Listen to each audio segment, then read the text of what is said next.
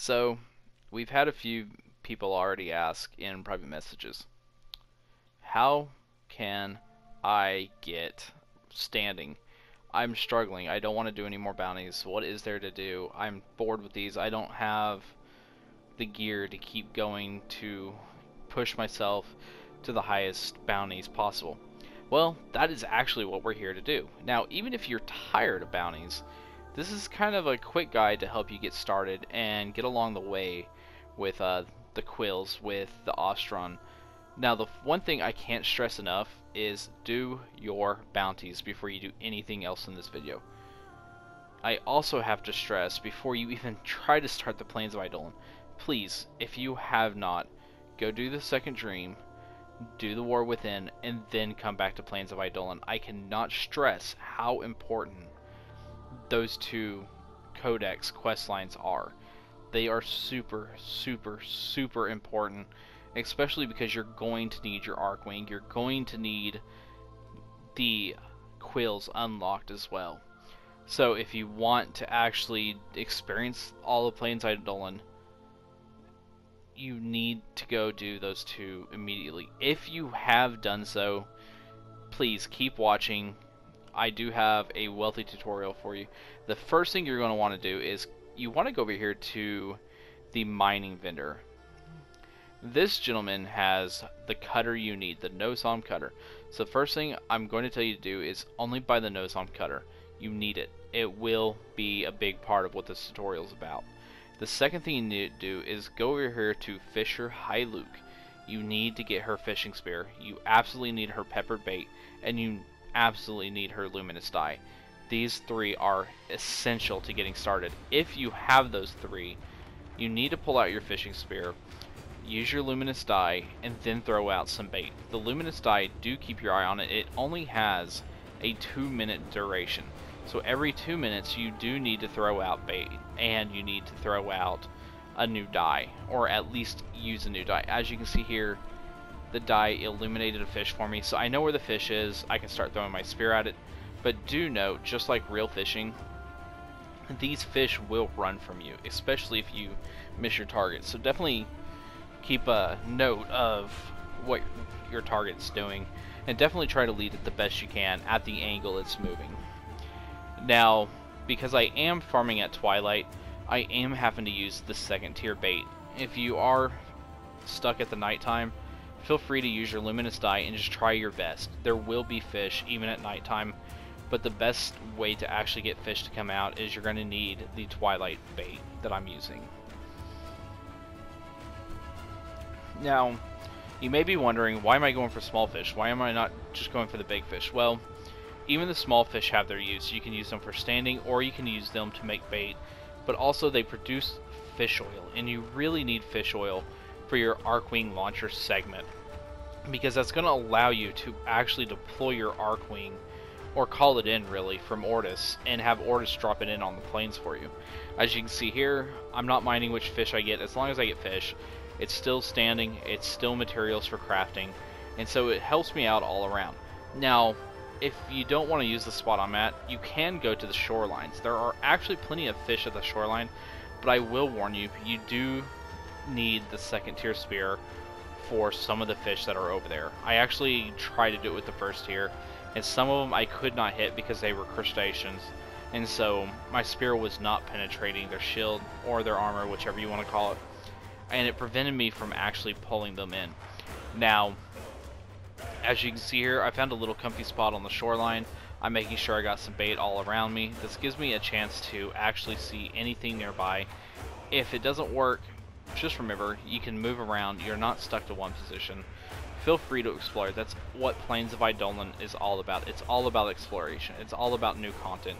It's about trying something completely new that you haven't done before.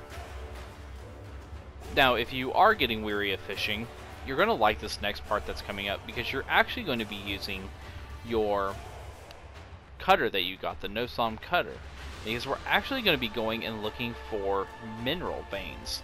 So we're definitely going to be trying to see if we can get some ore, if we can get some gems, or what we can get in general. Now, to do this, you're going to want to go back out into the plains, go away from the water. You're going to want to equip the no-som cutter.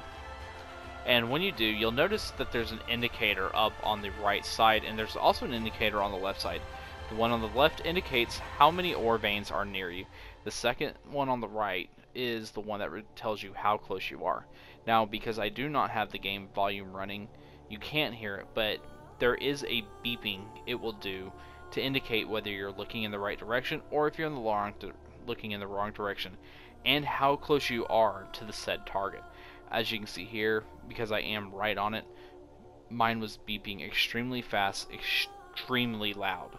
So it was definitely indicating that it's right beside me. As you can see here, it's still indicating I got 2 veins near me, so it helps to actually pay a little bit of attention to that. The meter on the top is telling you just how well you're doing and what the rarity of the gem has a chance to be.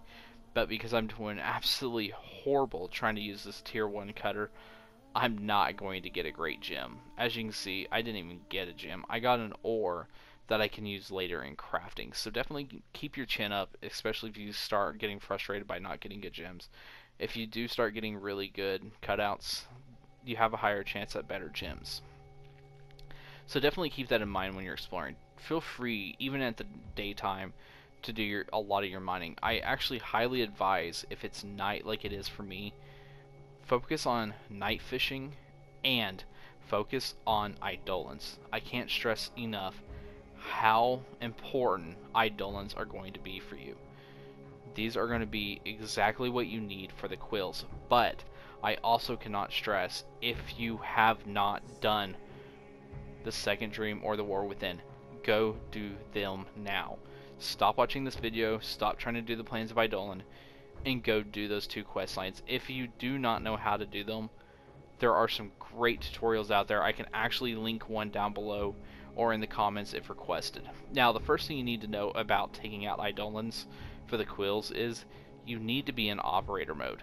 You cannot get their intact cores if you are running around in your frame. You actually have to use your amp to disable them to obtain cores.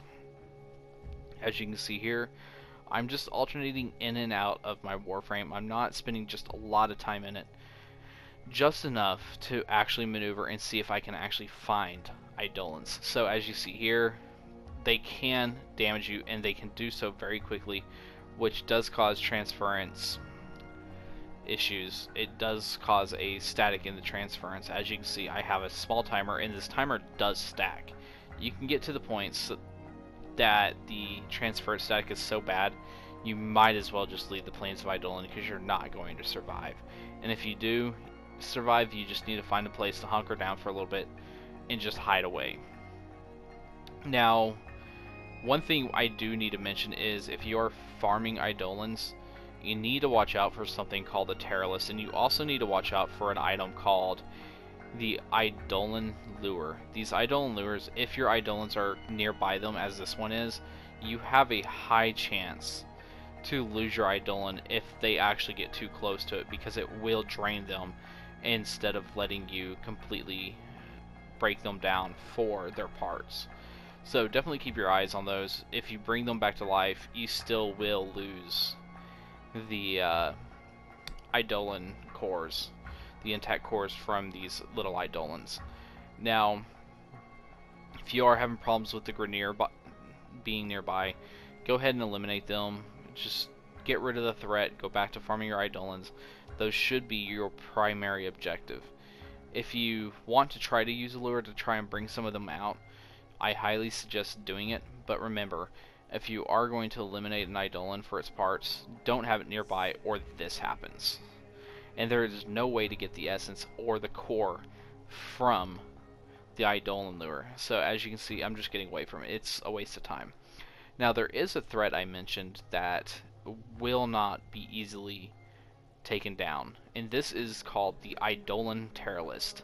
This is the nighttime 4-man open world boss. He is extremely powerful, he has an insane amount of health, and I have not seen him soloed yet. So if there is a way to solo him, please let me know in the comments down below. I would love to take this guy on one-on-one. Now, Those of you wondering, do you need resources from him? The answer is you are going to actually need resources from him eventually, and conventional warfare with him does not work. So don't expect your primary weapon to work, don't expect your secondary, don't expect your Warframe abilities, don't expect even your melee to work. They're not going to work against this guy. Only using your transference will. So you will need to be, as the operator, using your focus beam. As you can see here, it doesn't hurt to actually stay near the Eidolon because he does have support. Because he does have this support, you can actually go ahead and get these little Eidolons. It actually helps to stick around him and damage him a little bit because he will start calling for backup. So it's actually kind of a good thing to do. Just remember, if you do, you need to go ahead and use your stealth to ensure that you don't get hit by his big attacks, because he will one-shot your operator and send you back into your Warframe and cause transference static. And there is a chance his tracking attack will hit your Warframe and eliminate your Warframe and cause you to need to respawn. Now, once you're done with all of this, as you can see here, you don't have to be near him to get Eidolons. You can actually deconstruct them by simply going into your operator mode, running around the plains, and scavenging for them. They do go around, so it never hurts to go back to the Grineer camps that have the lures and definitely destroy the lures, take out the Eidolons, take out the Grineer, and just have a little bit of fun farming for the Quills. I mean, this is actually one of my favorite parts. It's like a giant game of hide and seek. But the big problem with this is now you have two enemies you're going to be fighting. Let alone are you going to be fighting the Eidolons, you're also going to be fighting the Grineer on top of it. Or rather, vice versa. Now, once you feel that you have enough cores, you have enough ore, you have enough fish, it never hurts to consider it may be time to go back to town and talk to the vendors in Cetus, which is actually what I'm going to do now that my time at night has run out, because there's nothing to really do at that point as far as Eidolons are concerned, and I would rather not risk losing all the resources I have on a single deployment. So again, to access the Quills, you do need to be in operator mode. Your Warframe will not enter. So just simply hit the operator button, do your transference, and then go in here and talk to the Quills Bonku. You need to actually talk to him. And that's mostly because or Onko, not Bonku, Onko. You need to talk to Quill Onko, turn in all your cores. As you can see here, just in an hour I got 25 cores, and I bet you I could have actually done a lot more than that had I taken a little more time and not been fishing and not been mining ore. So I probably could have gotten close to 40-50 of those. But just remember, they are random drops, so you're not going to see them all the time. And this is actually where you get your amps and you get the arcanes I was talking about. As you can see here, you will need ores. You're going to have to get the blueprints to upgrade the ores in the foundry. So don't feel stressed if you're turning stuff in for reputation. It all has a reason at some point. Just like any portion of Warframe, high risk comes high reward. Any form of risk comes with reward, and any form of patience comes with reward. So definitely keep that in mind when you're farming. As you can see here, I just decided to check out and see what each of these costumes does, because you can actually get them from this guy instead of having to buy them from the market. Now, if you're wanting to get them from the market, go ahead and do so. Just don't buy them with your standing from the Quills, because you will lose that standing and you already own these. Now, as I was saying, there are multiple weapons you're going to be using, especially whenever you're trying to take out that Eidolon using your focus. So the first thing you got to remember is standing will give you rewards. So if you can get your standing up, you can get the cores you need. Definitely talk to Onko. He will give you the upgrades that you need in order to have a stronger focus.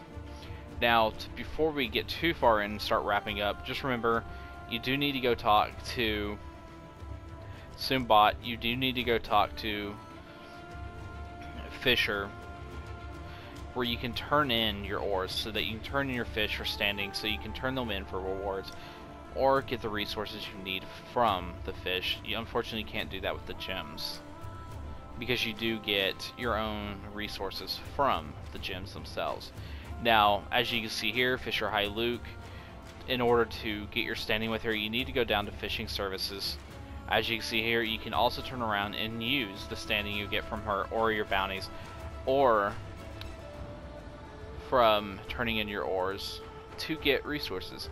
Now, because I do want to have some fishing supplies, I'm actually going to keep some of the larger and rare creatures to myself, so I can get more fish oil, so I can get more bone, and just in general have the resources I need to craft. So it never hurts to split up what you have. But that is the big part about this entire expansion. It's just patience, taking your time, not rushing, just having fun with this. This is a gigantic update, and probably the biggest one we're going to see for a good minute on Warframe. Now, if you do have any questions about anything in this tutorial, please leave questions down in the comments. You can go to our website, go to the About tab, go down to Contact Us, send us an email, and we will respond to you as quickly as possible. The other thing you can do is request tutorials if there's something you feel we need to expand on.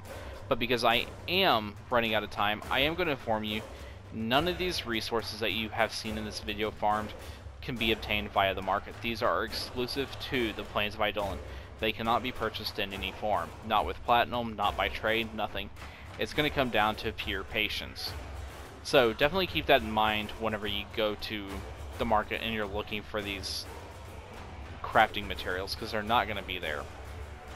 Now, if you are curious about our next tutorial, I can already tell you our next tutorial will be covering the Terra list whenever we get up to that point, but we will be doing some stuff for the new Warframe Gara to show you how to properly use her and optimize her capabilities as a strong damage and control type Warframe. Now, because that tutorial will be next week, I do want to hope that this tutorial and the launcher segment help you all. Again, if you have any questions, please leave them in the comments below. If you are curious about how we are using the MP3s, the Warframe soundtrack is now available on Bandcamp for purchase. It is $10, so head over there. The link will be down in the description below.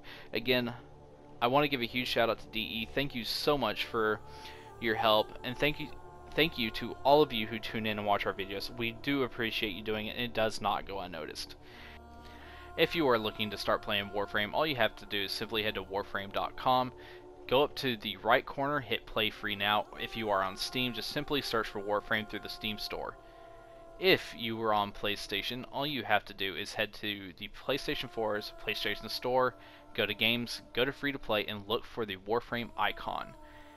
Last but not least, if you're on Xbox, just simply head to the Xbox Marketplace, search for Warframe, and download to start playing today for free. We'll see you soon, Tenno.